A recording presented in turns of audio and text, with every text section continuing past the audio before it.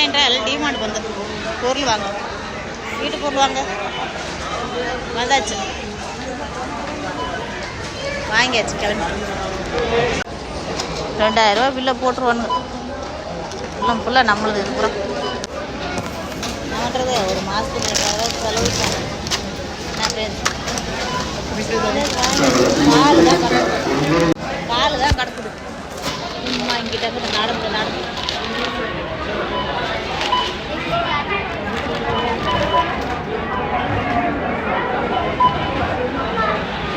ஒரே கூட்டம். இன்னைக்கு வேலைக்கு போகல, லீவு வேலைக்கு.